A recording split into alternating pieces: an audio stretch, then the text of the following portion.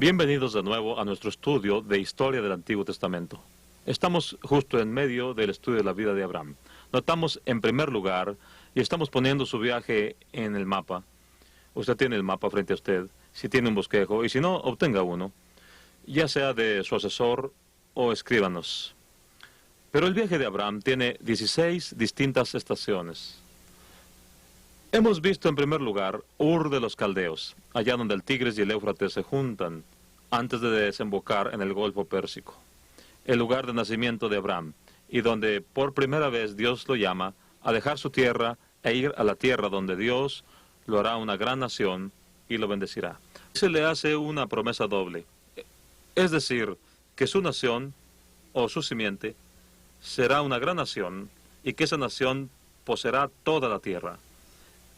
Y luego que su simiente en singular será bendición a todas las naciones de la tierra. Así que Abraham continúa con la promesa dada a la mujer.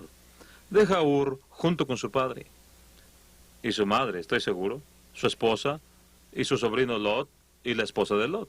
Van a Harán, que está arriba del Éufrates, donde posteriormente estaría la ciudad de Nínive. Ahí muere su padre. Tiene 205 años de edad cuando muere, y Abraham tiene 75. Así que tenía 130 años. Taré, cuando Abraham nació. Dios llama de nuevo a Abraham y le promete lo mismo. Haré de ti una nación grande, y esa nación poseerá mucha tierra, y tu simiente será bendición a todas las naciones de la tierra. Si dejas esta tierra y vas a la que yo te mostraré. Así que Abraham sale sin saber a dónde iba. Cuando llega a la tierra de Canaán, le dice, esta es. Así que va a Siquem, que está entre el monte Ebal y el monte Gerizim. Pone su tienda y construye un altar, pero no había allí suficiente pasto para sus ovejas. Así que va a Betel, y pasa lo mismo. No hay suficiente pastura para sus ovejas. Así que finalmente pasa por el Negev, la región del sur, y va a Egipto. Ahí dijo por primera vez la mentira que dirá 2 veces acerca de Sara. Dijo de Sara, es mi hermana, y ella dirá, es mi hermano. Eso es verdad porque tenían el mismo padre y diferentes madres, y su intención es engañar, así que es una mentira. Así que, sin saberlo, el faraón la va a tomar para que sea una de sus esposas, porque él le dijo que era su hermana solamente. Y Dios maldice su casa, hasta que finalmente el faraón concluye que algo anda mal, y llama a Abraham y le dice, ¿por qué me dijiste que es tu hermana? Sal de aquí. Así que tienen que irse y van a Betel. Esta vez sigue el problema de la pastura para el ganado. Así que hay conflicto entre los pastores de Lot acerca de quién es el más importante de ellos. Así que Abraham dice, no haya conflicto entre tú y yo. Le dice, escoge a dónde quieres ir. Y escogió, Lot escogió, el llano bien irrigado, que después será el lecho del Mar Muerto, pero que en este momento era una tierra muy fértil, y Abraham tiene que criar sus ovejas en las montañas. Parecería que Abraham está recibiendo una maldición, pero Dios envía a Hebrón, al sur, donde habrá suficientes pastizales para sus ovejas, y a la vez es separado de la maldad de Sodoma y de Gomorra. Unos reyes vienen del oriente y toman las ciudades de Sodoma y Gomorra y capturan a todos, incluyendo a Lot. Fue así porque cometió el error de vivir en la ciudad equivocada, y también se llevan a su familia. Abraham, junto a su ejército, 318 hombres nacidos en su casa, criados en su casa, marcha a Adán, que está al sur, cerca del lago de Merón, por el lago de Merón, y vence a los reyes asirios, babilonios y mesopotamios, y regresa con Lot a salvo. En su camino de regreso, es aquí donde recomenzamos nuestra historia de hoy. De regreso, en Génesis capítulo 11, pasan cosas muy, muy significativas. Las ubicaremos en la 9ª estación, llamada Hebrón. Pero lo primero que quiero que notemos es a Melquisedec, empezando en Génesis 14 y versículo número 17. Vaya conmigo, le daré un tiempo. Empecemos a leer en el versículo 17 y hasta el versículo 24, al final del capítulo, y veamos la historia en derredor de Melquisedec, el hombre misterioso. Versículo 17. Cuando volvía de la derrota de Kedorlaomer y de los reyes que con él estaban, salió el rey de Sodoma a recibirlo al valle de Sabe, que es el valle del rey. Entonces Melquisedec, rey de Salem y sacerdote del Dios Altísimo, sacó pan y vino, y entonces le bendijo, diciendo: bendito sea Abraham del Dios Altísimo. Note, antes de que sigamos leyendo, este hombre es un sacerdote de Dios, sacerdote del Dios de Abraham. Bendice a Abraham, el escritor de los Hebreos dirá, y sin discusión alguna, el menor es bendecido por el mayor. Melquisedec es mayor que Abraham. Así lo demuestra la bendición. Y Abraham lo reconoce recibiendo la bendición. Y le bendijo diciendo: bendito sea Abraham del Dios Altísimo, creador del cielo y de la tierra, y bendito sea el Dios Altísimo, que entregó a tus enemigos en tu mano. Y le dio a Abraham los diezmos de todo lo que tenía. Eso es todo lo que Génesis dice de Melquisedec. El escritor de los Hebreos dirá más. Si va usted allá y lee, verá que es llamado sacerdote, sin padre, sin madre y sin genealogía. No era un sacerdote de linaje de sacerdotes. La idea es que su sacerdocio no dependía de quién era su padre o quién era su madre. El libro de los Hebreos añade: permanece sacerdote para siempre. Por supuesto, esto significa que pertenecía a un sacerdocio eterno, aunque era hombre. Su sacerdocio, entonces, no dependía del tiempo. Entra en escena como sacerdote y sale como sacerdote. Así que Jesús es sacerdote.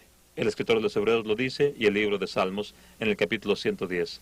El Salmo capítulo 110 añade: tú eres sacerdote para siempre, según el orden de Melquisedec. Esto no dependía de quién era María o José. Él entra en este mundo como sacerdote y sale de este mundo como sacerdote. Fíjese en Abraham. Abraham da a Melquisedec el diezmo de todo. No sé si eso significa que le dio el diezmo de todo lo que obtuvo de Sodoma y Gomorra, lo cual lleva consigo, o el diezmo de todo lo que posee. Porque el diezmo pertenece a Dios.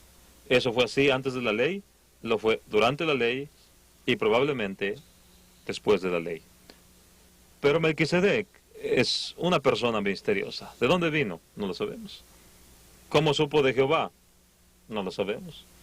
¿Cuándo fue llamado para ser sacerdote? No lo sabemos. ¿Cuándo murió? No lo sabemos. Esto es lo que sabemos de él. Su nombre significa Rey de Justicia. Es el rey de Sodoma, el rey de Salem, y Salem significa paz. Así que es el rey de paz. Vive en una ciudad que después será llamada Jerusalén. Es probablemente jebuseo, sino cananeo. Y es sacerdote de Dios en una época en la que Dios está llamando a un hombre a salir de un mundo idólatra para trazar su simiente a través de él. Aún no es el mejor hombre en la tierra. Bueno, Melquisedec sí es un hombre mejor.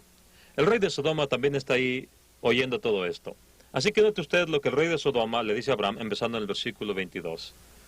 Y respondió Abraham al rey de Sodoma: he alzado mi mano a Jehová, Dios Altísimo, creador del cielo y de la tierra, que desde un hilo... Bueno, regresemos al versículo 21. Entonces el rey de Sodoma dijo a Abraham: dame las personas y toma para ti los bienes. Y respondió Abraham al rey de Sodoma: he alzado mi mano a Jehová, Dios Altísimo, creador de los cielos y de la tierra, que desde un hilo hasta una correa de calzado, nada tomaré de todo lo que es tuyo, para que no digas: yo enriquecí a Abraham, excepto solamente lo que comieron los jóvenes, y la parte de los varones que fueron conmigo, Aner, Escol y Mamre, los cuales tomarán su parte. Estos eran los hombres que vivían en Hebrón, tribus cananitas. Y él dice: estos merecen su pago, yo no tomo nada. Que mis 318 hombres coman lo que necesiten mientras viajan, y a estos 3 dale su parte de todas las cosas que tomamos de los reyes que vencieron a Sodoma y a Gomorra. Así que Abraham ha dado a Dios un décimo de todo. Ni siquiera ha comido del alimento de aquellos. Tiene 318 hombres que se han sustentado de las cosas de Sodoma y de Gomorra, y los otros 3 toman su parte. Quizás debamos aprender la lección de no prosperar junto con los malos. No vivimos de acuerdo a sus cosas, de acuerdo a sus costumbres. Creo que lo más importante de esta lectura es la aplicación que el escritor de los Hebreos hace de la misma a Cristo en Hebreos capítulo 7. Dijo que Jesús es sacerdote constituido divinamente, no por voluntad humana, ni en el tiempo del hombre. Dice que Jesús no tiene antecesor como sacerdote y no tendrá sucesor como sacerdote. Hasta donde sabemos, Melquisedec no tenía un padre sacerdote, ni un hijo sacerdote. Y Jesús no tiene antecesor ni sucesor. El punto principal que establece el escritor de los Hebreos es que el sacerdocio de Jesús es superior al de Leví.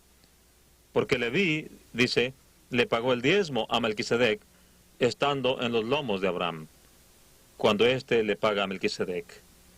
Así que Abraham es inferior a Melquisedec. Y por eso el sacerdocio de Jesús es muy superior al de la ley, porque Leví estaba en los lomos de Abraham. De acuerdo al escritor de los Hebreos,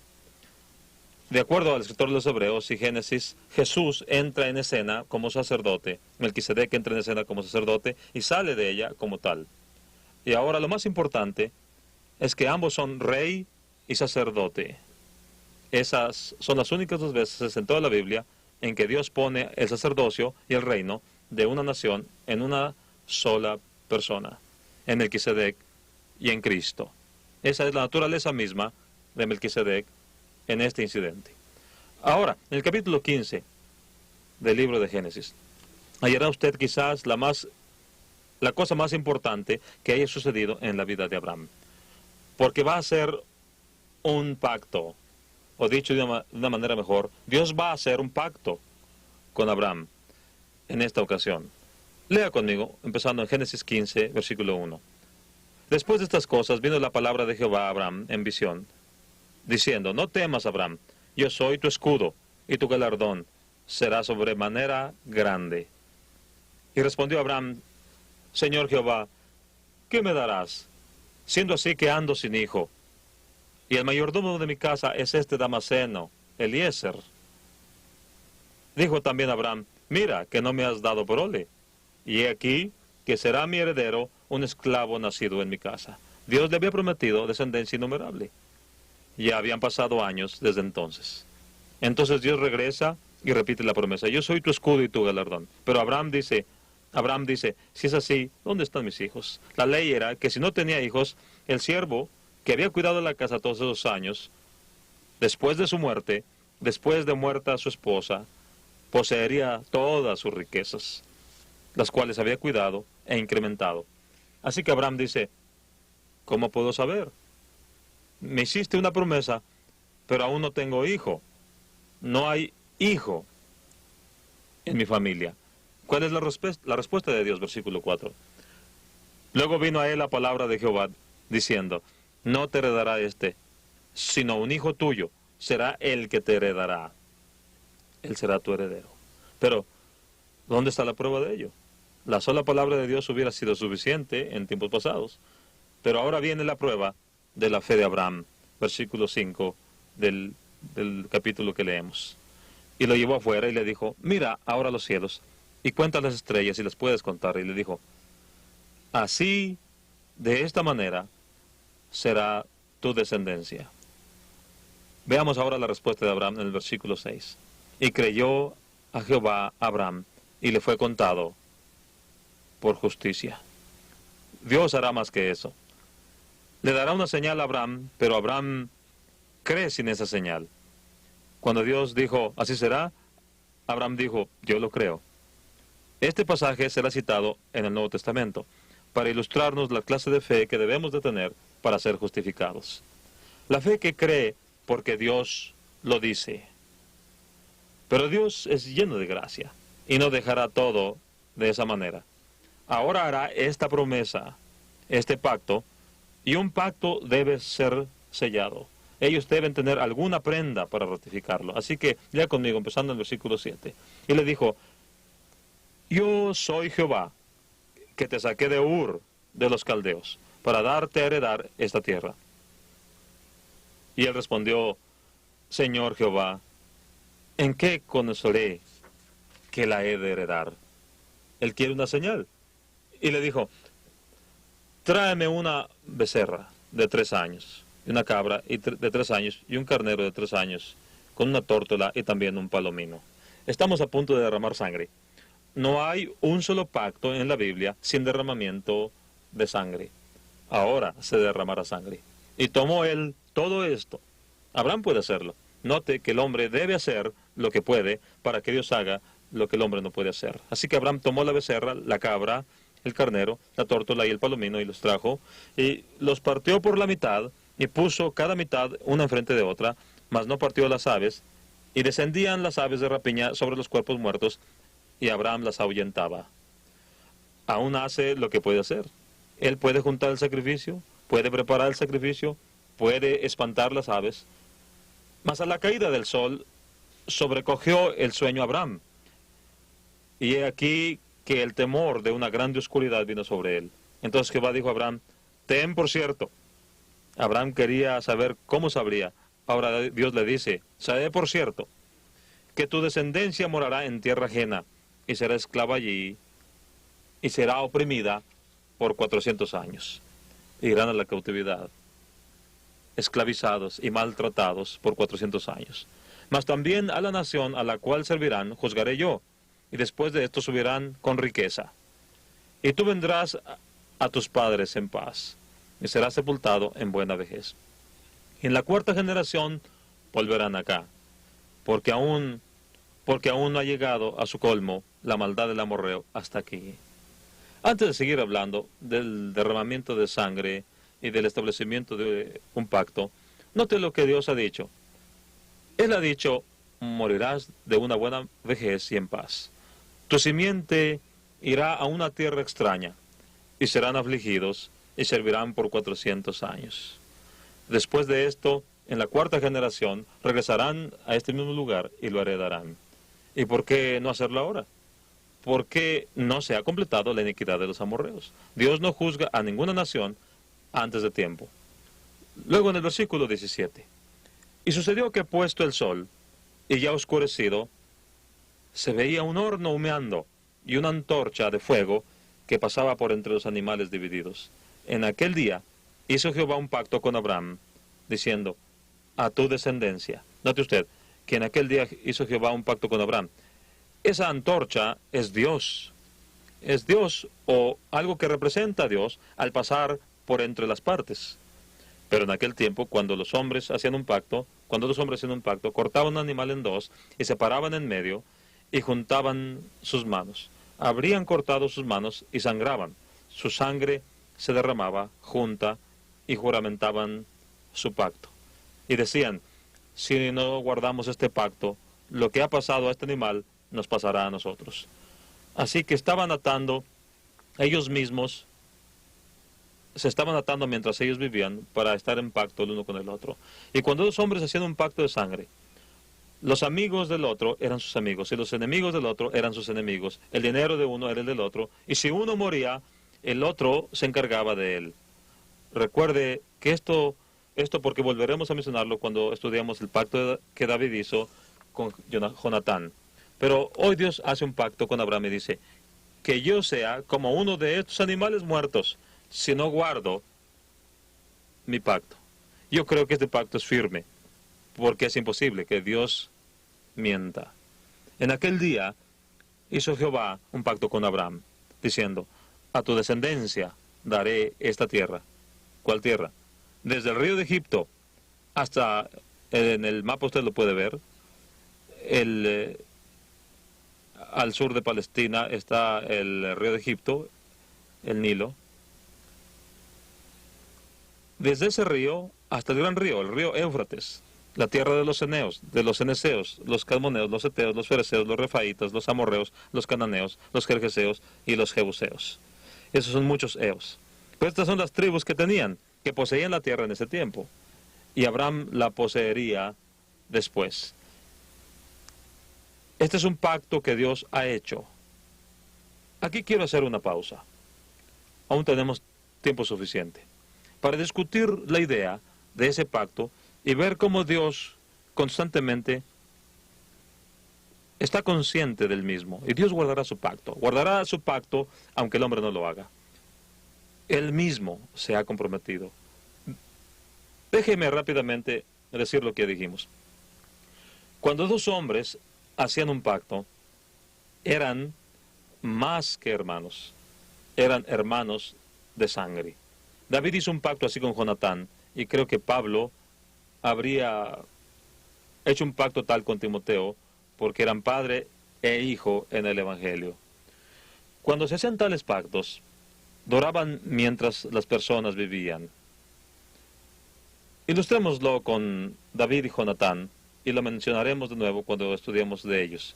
Pero David había sido simplemente un pastorcillo, muy hábil para tocar el arpa, y Saúl, el rey de Israel, tenía un espíritu malo de parte de Jehová. Así que estaba, digamos, loco. Y David debía venir a tocar su arpa y cantarle, y así calmaba la atormentada mente de Saúl.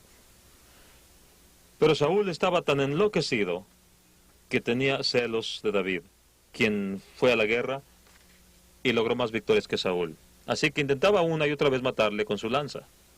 Y David la esquivaba. Saúl tenía un hijo llamado Jonatán, cuya alma, dice el libro, quedó ligada a la de David. Así que hicieron un pacto de sangre. Cuando usted hace esto, corta usted la palma de su mano, la derecha, en este lugar. Y el otro hace lo mismo, cortando su palma, y después se saludan.